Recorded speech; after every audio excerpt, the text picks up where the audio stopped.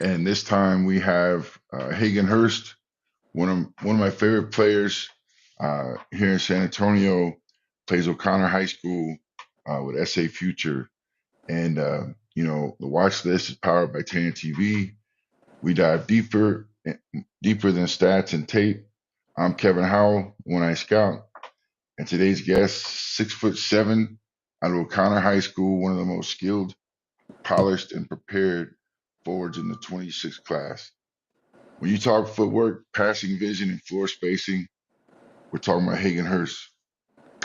Welcome in, Hagen. Thank you for having me. Really appreciate it.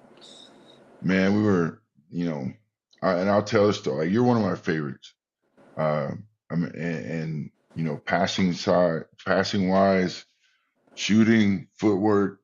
You're the epitome of what forward should be in my estimation.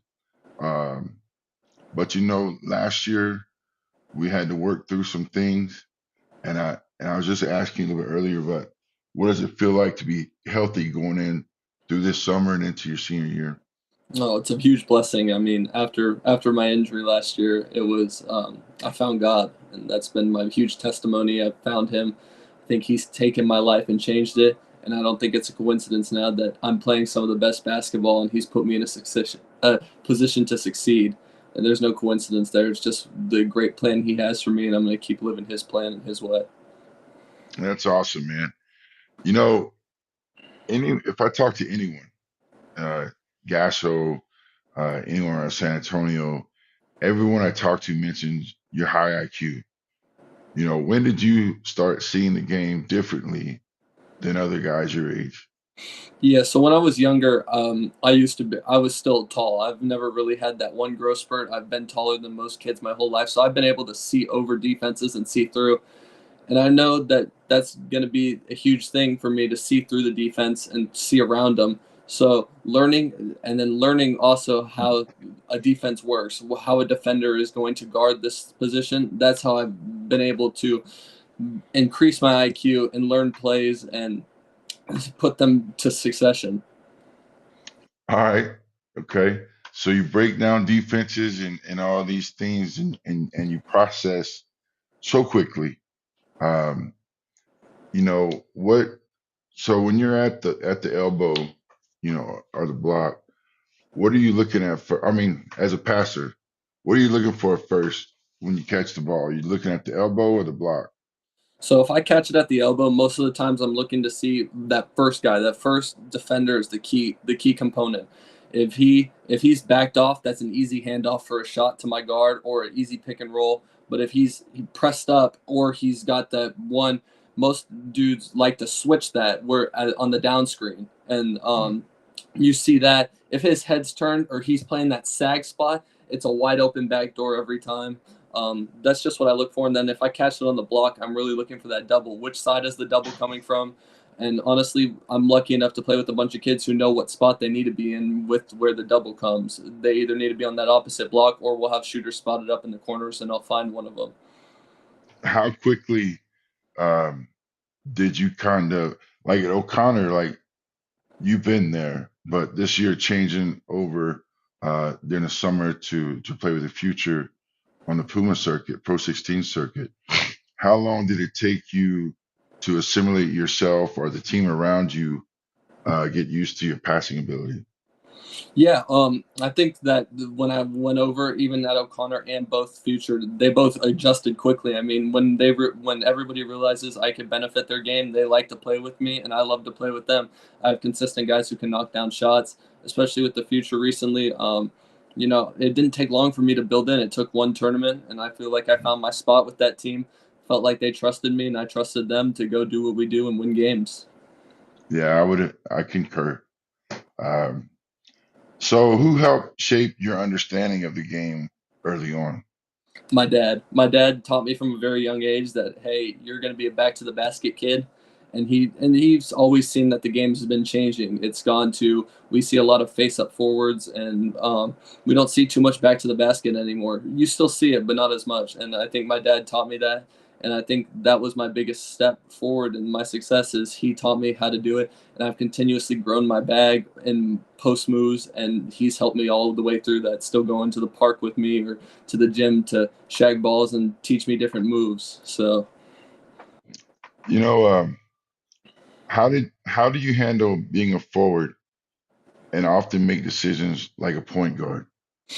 it's just the mentality and embracing. I understand that I can go put the ball in the hoop if I need to on the back to the basket side, but I can do so much more. I feel for my team, get them open shots, and I feel that's the best part of me being unselfish is that if I'm looking out for them, they're going to look out for me even more. Even though I could likely go put the ball in the basket when we could get a three that's wide open in the corner. It's just what I see. You know, man, like I I think that you play more like Kevin McHale than any guy I've ever seen, and that might be so far removed from you because he was an old guy whenever I was coming out of high school. But you know, it's a to me a great comparison and a compliment to you. But how much time have you put into developing your moves down low? Yeah, like I said, my dad's been working on it since little. I mean, since little, he's wanted me to get that post hook down, and then Mhm. ever since basically my freshman year, we started varying with it, either up fake, go around, or we're working on different moves. We're working on the fadeaway now. We're working on all different stuff that can attack different kinds of bigs and finish around different kinds, longer defenders, quicker defenders on the switches. We're working on how to pound them down low still. So we're just varying my post bag and just trying to keep it going with my footwork. You know, I think this is going to be a very diverse question.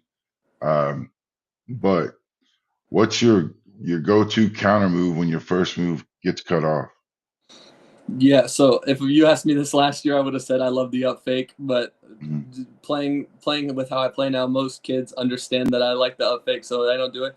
My favorite thing now is I feel the body, and if I can go score, I'll start spinning off of them. But if Mhm. not, I really like when I don't get my first move and I kick it out and I just go hard repost right under the basket. I think that's something super underrated that I do is get the repost and get the catch, and then I could be even more dangerous from the second spot I get than the first one. Dude, that's some deep level stuff, man, whenever you're talking like that, because you know, like you said, that's not a it is underrated move. Um, but I think when our play styles were similar, I didn't pass quite as good as you did, but the physicality, the footwork, the the deep post, you know, being bodied up, man. And I think that's probably why I've been so attracted to your game. You got an old school kind of game uh, with the moves and the great touch to go along with it. Um, okay, so you know I've watched you. I know you're not afraid to be physical. I know you use your body well. But what would you say? How do you mentally prepare for contact heavy games? Yeah, absolutely. It's all a mental thing to me. I know there's going to be games where I'm going to be going head to head with their big, or they're going to be games where the guards are going to come scrap in. I'm not expecting calls, and I'm not expecting to get. And then when I miss a shot, I'm not. I don't need to get in my own head. I need to keep my focus. And most of the time, I like this thought process because if I miss the first one, there's a better chance I could go grab that second rebound and go get a third one and be even more dangerous on the second and third shot. And potentially wear a guy down on the offensive glass and when he thinks he's done a great job of just playing wall up defense on the first one. Yeah. All right. So, what do you take more pride in? Uh, Scoring, rebounding, or wearing a guy down that you just referenced? Yeah, absolutely. My most pride is rebounding the basketball. I love scoring and wearing guys down too. But rebounding when you get those 2 and 3 offensive rebounds in a row, it's kind of demoralizing to a defense. And Hmm. but still, both of those wearing guys down and scoring, I take pride in. It's mainly what I do for my pride is if I see a double coming, I know I've won. I know I've won with that guy, and I know that their coach thinks I've won, and that he needs the help. Yeah. All right. Touche. Um, so let's say, okay. they switch a different guy on you, or let's say you're going against Latrell, right? So how do you adjust your game when facing longer or more athletic defenders? Yeah, it's a very different thing, especially like you said, Latrell. Finding ways to score around and through him are challenges, but um, I think it's mainly IQ, figuring out how to be smarter than him, getting him on an up fake, getting him on a fade, um, sucking him into my first move and going to the second move. Those are just things that I feel that I can score around those more athletic defenders and score through them as well when they don't expect it. Yeah, and that's cool that you have guys like that. I mean, you got Latrell, taller, longer, athletic. You're gonna have Zeke, athletic, a little bit shorter than you, but still an athletic freak. I Absolutely. think you're in a great spot, man, to develop. I really do. Um, so let's talk about floor spacing. You've shown you can knock down shots consistently. When did shooting become such a weapon in your game? Yeah, so I felt like my touch has been very important since I was a little kid, and I've always like focused on layups and maybe the little short 10, 15 footers. But over the past year and a half, when I realized, hey, I'm going against now these 6'10" guys, 6'9", hey, I might need to work on expanding that. And that's when I feel like I've just taken my 3-point shot and my expanded mid range to the next level and just continuously get in the gym each day to be shooting the ball against the longer defender and all that. Yeah. So how does your ability to hit from the outside shift how teams defend you? Yeah, that's something we saw last year too, and I see a lot in Mao. When I catch the ball in the high post, players are really pressed up, um, and I feel like that benefits me with that because I can make more reads out of it, or if they're pressed up, I can take them down to the block. So I think those are the two most important things with how they shift to guard me. Yeah. Does is that something that you look forward to uh, in making teams um defend you differently? Absolutely. When teams defend me differently, it gives me a new look. It gives me a different way to think. If they're pressed up, hey, I know that there's probably somebody's gonna get backdoored, or if they're pressed up like that, I'm gonna get an easy pick and roll because that guy's eventually gonna have to hedge and he's gonna have to go out further because he's so close to my body. Or if they're sagging off, I'm gonna let it fly. So there's just different ways people guard me. The double comes, I can make reads out of it, or if they want to leave me on an island, I'll go to work. So just the different reads gives me an advantage each time. You know, so it seems like a simple question, but maybe there's more to it. How do you use your shooting creativity to create passing lanes or open up cuts for teammates? Yeah, so when like the mid range or the 3-pointer, I like to get my game started like that. If I knock one or two of those down, I can sink a defense in, make him be more pressed up, and then they'll start falling for my up fakes or and all of that, and I can start decision making. That's when our cutters start moving, our shooters are spotted, and we're ready to knock shots down and finish at the rim. All right, so whenever you're working on your shot, what's your process like? Is it reps, more mechanics, or a routine? It's more mechanics. Get my shot in touch. I like to start my day. I don't really start near the rim. I start at the free throw line, knock a bunch of free throws down. I feel like that finds my touch because my shot doesn't have too much rotation on it. It's more just putting the ball in the basket. So finding my touch and finding my angles are really important to me in my shot. And then finding the right amount of power to put the ball in the hoop. Those are my three keys when I'm shooting around and getting all the reps in. You know, what's a part of your offensive game that you feel is still underrated? In my opinion, my most underrated part of my game is offensive rebounding.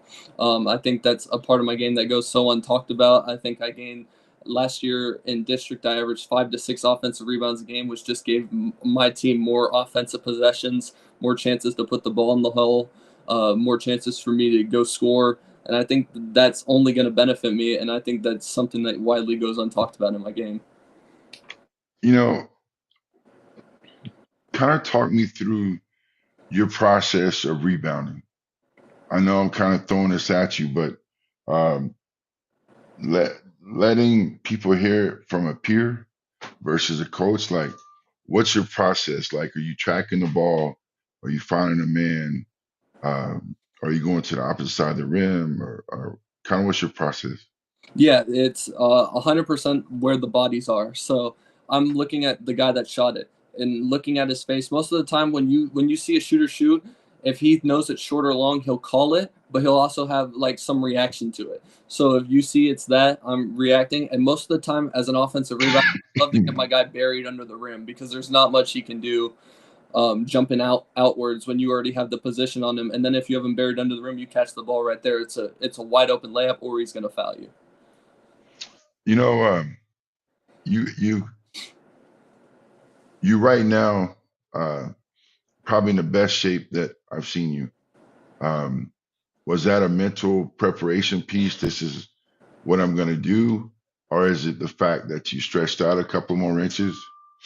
Yeah, my shape has been something that's needed to change.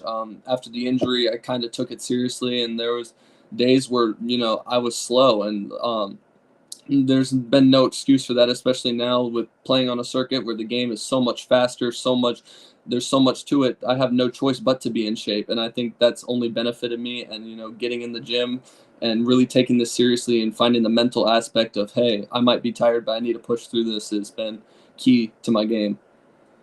All right, man. So we need to clear up something. Okay, your height. I've seen you 6'6", 6'7", 6'8". Um, what's the real deal, Holyfield, man? You asked me, I'm 6'8", but All right, hey, I'm good, bro. yeah, absolutely. Without shoes, I'm probably 6'7", but definitely 6'8" with shoes. And that's what we take Yeah. our official measurements at O'Connor, so that's what I'm going with. All right. Hey, now we can put that to rest. All right, man. So development and chemistry. We talked about what's it been like running with the future this year. What's the vibe and competition level in practice? Yeah, absolutely. It's been a blessing, really. Mhm. I couldn't be blessed with a bigger opportunity, and I feel like that's what needed to happen. And it almost feels like after how welcoming they were to me, it feels like I've been playing with these guys for years. We all understand one another. We all have that chip on our shoulder that we're even more hungry, even when our success is there. We see things differently. We help one another out, and it's just built a better team. And great teammates that just get me better each day in practice. So let me ask you a question because I've talked to Talon, Zeke, and Donnie before, and I know how competitive Brennan practices are. So are these practices pretty fierce as well? Oh, absolutely. Donnie and me, you have a little running joke. We do full court ones, and me and him are always going at it. So we have a little Mm, running joke there. We're going at each other. It's always somebody gets a stop. We're clapping in one another's face. So yeah. it's intense, and when we'll do some 5-on-5 stuff, and if we're struggling, we'll let one another know why we're struggling. It's just we all have a common goal, and we all know what we can be. So we're just trying to get each other the best we can. Yeah, that's awesome, man. Like you say, dude, that may have been just it's a blessing, but it may have been just a move that was needed at the right time. And so who's someone that you've gone to war with or against this summer that brought the best out of you? Yeah, so I have two answers for this. The width would definitely be my future and O'Connor teammates. Those guys have only or have increased trust for me. They trust me with the ball, and I think that when we play against players like that and play with them, I think we can only get better. And I think everybody sees my level keeps increasing, and I think they realize if I can increase my level, I can increase theirs at the same time and help them out. And then somebody against, I'd probably say, was Mason Thomas. going against him, I've played against him probably 4 times in 1 month, and each time it's just a different challenge to score around him, score through him, and find different ways to stop his drive because he's pretty unstoppable when he gets to the rack. So I appreciate that he gets the best out of me each time we match up. Yeah, I like Mason's game. uh, and I bet that was a fun matchup to watch. Strength on strength when you're talking about offensive. And I'm sure all four of those matchups had a different feel uh, when point counterpoint. What's the biggest area of growth you've seen in yourself this summer? Yeah, becoming a four. Truly, I've always been a five guy, back to the basket. Now playing with Latrell, where I'm forced to play more perimeter. I think my perimeter and spacing has only gotten better, and it's going to continue to get better, especially going into Richmond and Bryan, where we're going to need to win games. And I think my perimeter game, as well as I can dive into the inside game, just playing that four position at a true mark, has been my best impress this summer. You know what, man? That's gonna. Uh, I can't wait to catch y'all when y'all come back to Bryan on the 17th through the 20th, uh, just to see um, you and Latrell again. I saw y'all earlier when we had the circuit. Um, and I tell people all the time, that's probably my favorite tournament is those circuits because everybody plays against everybody, and that always intrigues me. Um, you know, how does competition on the circuit compare to district or high school? Yeah, absolutely. It's a lot faster. I mean, we're getting up and down constantly.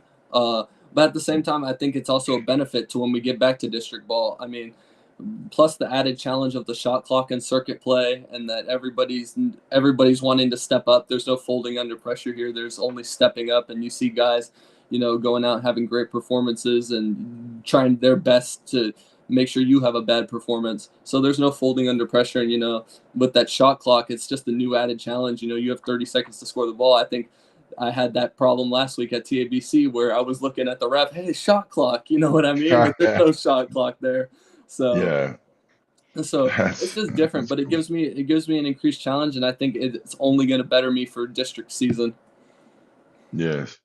All right, man. So we're starting to wrap it up now, but what does a typical film or prep session look like for you before a live period game? Yeah, absolutely. So I'm a huge film guy. I love watching all the film. Vision. I love watching all the different bigs that pass. You'll look at Kevin Love. You'll look at Jokic. Those two are my vision guys. And then if you go to footwork wise, you'll go to Kevin McHale, or I'll go watch DJ Burns highlights from NC State with his drop step. Just watch some of that, and then I like to watch tendencies of the guys I'm going to guard. What do they like more? What kind of pull ups do they like? Especially guarding fours. A lot of those guys like to pull up midi. So where do they like to stop? Where are their favorite spots? Keep them away from that. I think that prepares me for these games, and I think going to live period, that's how to be successful. All right, man. Hagen, we've seen the tape, we've heard the breakdown, but now I want you to look in that camera and tell every coach, scout, and fan exactly what they're getting if they bring you in. Just a player who's playing the game for the game. I'm a student of the game. I have a true love for the game, and I'm a team player. Academically responsible. There's no hiding in my game. I'm bold, and I think that that's the best part. That I'm going to bring something different to your program, but at the same time, it's going to be a blessing. And I'm going to try and help you win games. All right, man. I really appreciate you joining us today, Hagen. Yes, thank you for Uh, having me on. all right, folks. That's it for today's watch list, powered by TAAN-TV. Hagen Hurst is more than skill. He's vision, and tough touch in one package. Appreciate you joining us, Hagen. We'll be tracking your rise and every step of the way. Looking Thank you. forward to